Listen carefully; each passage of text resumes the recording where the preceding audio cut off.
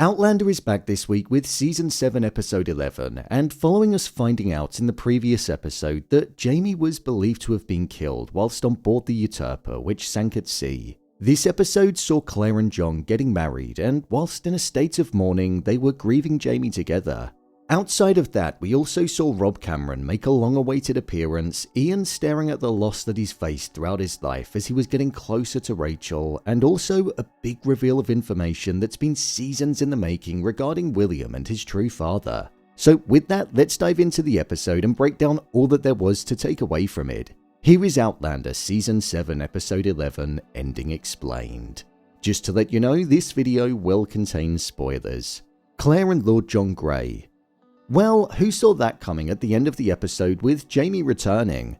It turned out that he wasn't actually dead, and the state of mourning that Claire and John were in wasn't necessary. Jamie wasn't ever on board the ship because it set sail earlier than expected, because it wanted to take advantage of some winds that were going in its favour. However, because he was set to go on it and it left without him, his luggage was on board, which made the authorities believe that he was lost at sea. During this episode, John and Claire were mourning Jamie in their own ways, and they actually ended up spending the night with one another. By the state of John's chest, did you see it? It looked like it was a very rough night for the both of them. Claire was finding it difficult after needing to get married to John because if she didn't, she would have been considered a spy. We know that they both didn't want to marry one another, but I think John found comfort in being married to Claire even for a short while because prior to that he was deeply alone. Other than the intimate moments that he had with the chef that he was engaging with on several occasions. Claire found herself being in a divided situation because her heart was obviously still with Jamie, but she knew that she needed to marry John because if she didn't, she would have been arrested and executed. Plus, as well as that, John was engaging with loyalists and people that were fighting for the crown, the very thing that Claire was fighting against. So she often found herself needing to be around the very people that Jamie was originally trying to kill whilst in battle. It was a different side to the life that she knew. This was something that was also felt on the opposite side with William, as he judged Lord John for marrying Claire because she was fighting against the crown. He feared what it would do to his father's name and the judgment that it would bring to him. However, the very thing that he was fearful of happening to John through marriage was something that he'd be staring directly in the face of in the closing moments of the episode, as he overheard John say the word son to Jamie when referring to William, and it was there where he found out that he was born as James and was Jamie's biological son. William renounced any association to Jamie and didn't want anything to do with him because it went against his core beliefs and the fact that he fought for king and country and Jamie didn't. So this is something that will definitely be getting explored in the next few episodes of the show. It's been seasons in the making for this reveal, and I think it's going to be the very thing that sends William into a spiral. William is also missing Rachel as well, so this being added on top of that is going to send him deeper.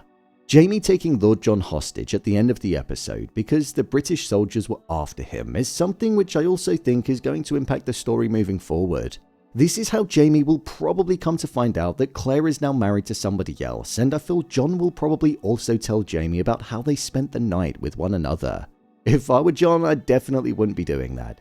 So it looks like there's definitely going to be some long-lasting impacts from the extremely short marriage. The smile that was on Claire's face as Jamie tried to evade the guards was one of humour, almost as if to say that she couldn't believe that he was alive and well, but also that the chaos that he brought with him that was now unfolding was humorous.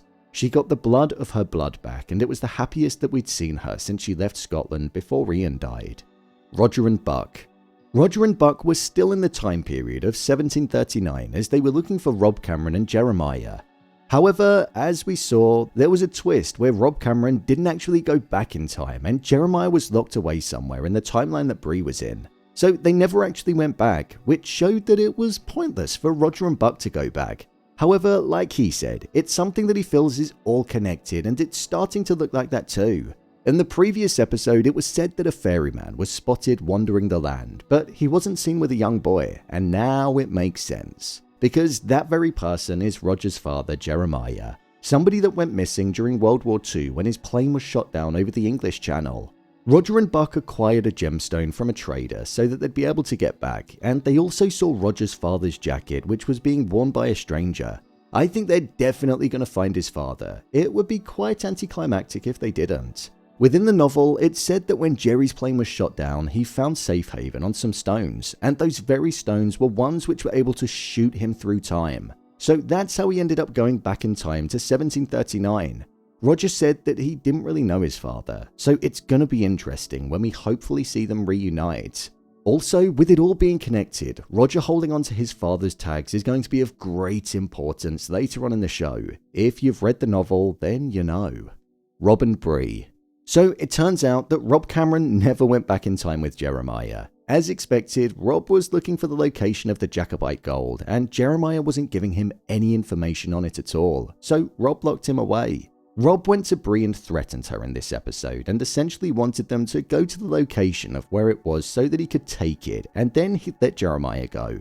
It seemed like that was going to be the case, but then out of the blue, Bree hit Rob Cameron over the head with a pan and knocked him out cold. So I'm imagining she's going to hold him hostage until he gives over the location of where Jeremiah is located. Within the novel, Rob Cameron does actually manage to escape, and he does become a person of interest for the police due to him being suspected of the kidnapping of Jeremiah.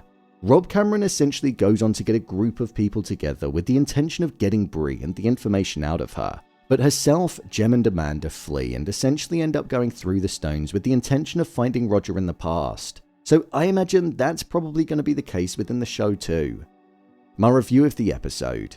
I thought this was a really strong episode of the show.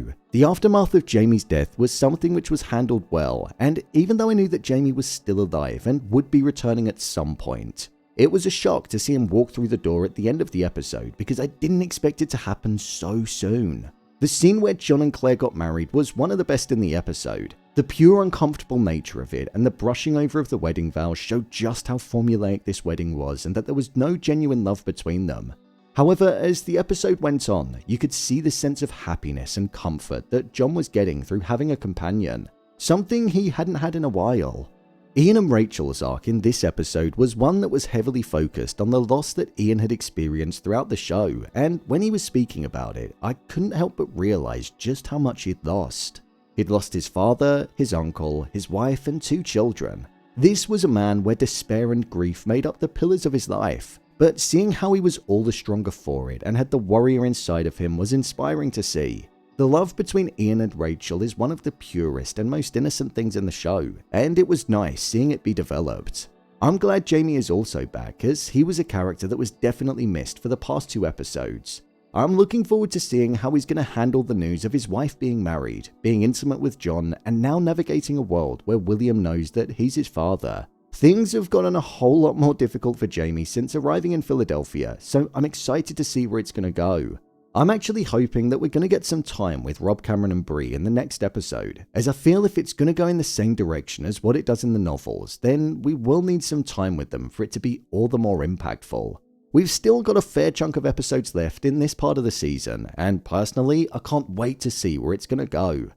So, there you have it, Outlander Season 7 Episode 11, Ending Explained. If you want to see every episode of Season 7 of Outlander being broken down, then click on the card in the top corner, or alternatively, you can head over to my channel where you'll find them all. What did you think of this episode? Let me know your thoughts in the comments. As always, thanks for tuning into the video, and I'll see you in the next one.